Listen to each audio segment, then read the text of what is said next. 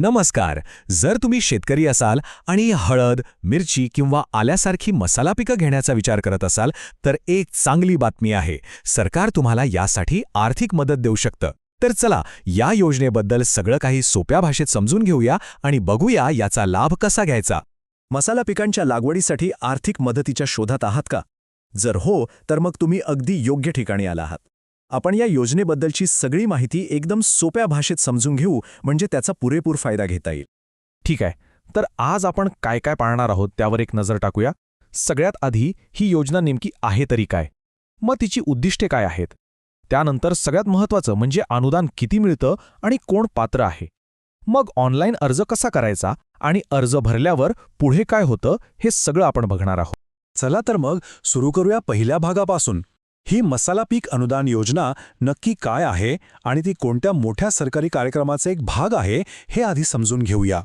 तर बघा, ही योजना म्हणजे एकात्मिक फलोत्पादन विकास योजनेचा एक महत्त्वाचा भाग आहे. या योजनेच्या प्रकल्प विरहित नावाच्या घटकातून सरकार मसाला पिकांच्या लागवडीसाठी थेट आर्थिक मदत देते.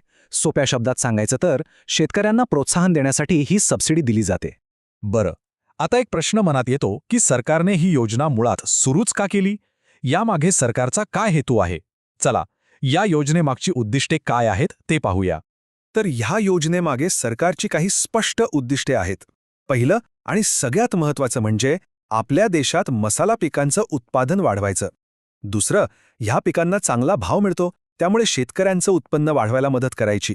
तिसरं म्हणजे भारतातून मसाल्याची निर्यात वाढवायची.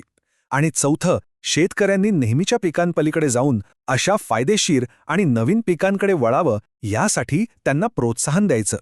ओके, तर आता आपण आलो आहोत सगळ्यात महत्त्वाच्या भागाकडे, पैसा. म्हणजे या योजनेतून आपल्याला अनुदान किती मिळू शकतं आणि त्यासाठी कोण अर्ज करू शकतं हे आता आपण सविस्तरपणे पाहूया. इथे बघा, वेगवेगळ्या पिकांसाठी अनुदानाची रक्कम वेगवेगळी आहे. म्हणजे मिरचीसारख्या बी-वर्गीय मसाल्यांसाठी सरकार प्रति हेक्टरी 20,000 रुपये अनुदान देतं.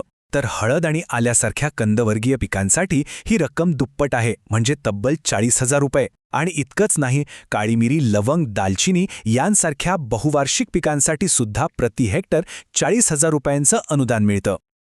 आता या योजनेचा लाभ घेण्यासाठी काही अटी आहेत. त्या काय आहेत ते पाहूया. पहिली गोष्ट, जमीन स्वतःच्या मालकीची असायला हवी. दुसरी, कमीत कमी 20 गुंठे क्षेत्रावर लागवड करणं आवश्यक आहे. तिसरी, जास्तीत जास्त 2 हेक्टर क्षेत्रासाठीच तुम्हाला अनुदान मिळू शकतं. आणि चौथी आणि सगळ्यात महत्त्वाची अट म्हणजे मागच्या 5 वर्षांमध्ये तुम्ही मसाला पिकांसाठी असं कोणतंही अनुदान घेतलेलं नसावं. या गोष्टी लक्षात ठेवणं गरजेचं आहे. चला, आतापर्यंत आपल्याला योजना काय आहे, अनुदान किती मिळणार आणि पात्रता काय आहे हे सगळं कळालं. पण आता खरा प्रश्न येतो, यासाठी अर्ज कसा करायचा? तर काळजी करू नका. पुढच्या भागात आपण ऑनलाईन अर्ज करण्याची संपूर्ण प्रक्रिया स्टेप बाय स्टेप समजून घेणार आहोत. तर या योजनेसाठी अर्ज करायला कुठेही जायची गरज नाहीये.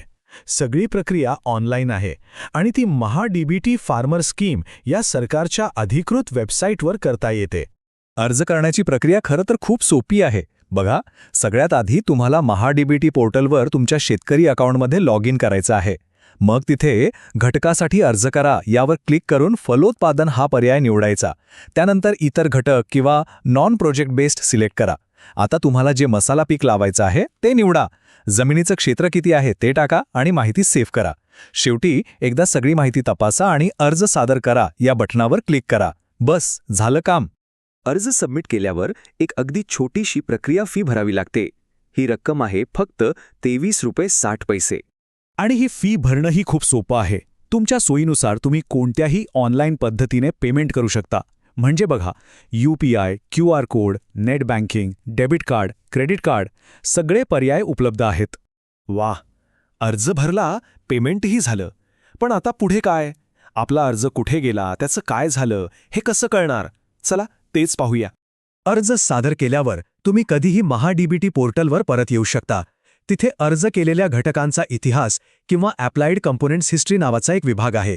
तिथे तुम्हाला तुमच्या अर्जाचं स्टेटस कळेल. इतकंच नाही तर तुमच्या पेमेंटची पावती आणि अर्जाची कॉपीसुद्धा तुम्ही इथूनच प्रिंट करू शकता. तर ही होती मसाला पीक अनुदान योजनेची सगळी माहिती. सगळं काही आपण अगदी सोप्या भाषेत समजून घेतलं. आता विचार करण्याची वेळ तुमची आहे. खरंच ही योजना यावर्षी तुमच्या शेतीचं उत्पन्नात वाढ करण्याची एक मोठी संधी ठरू शकते का? यावर नक्की विचार करा आणि या संधीचा फायदा घ्यायला विसरू नका.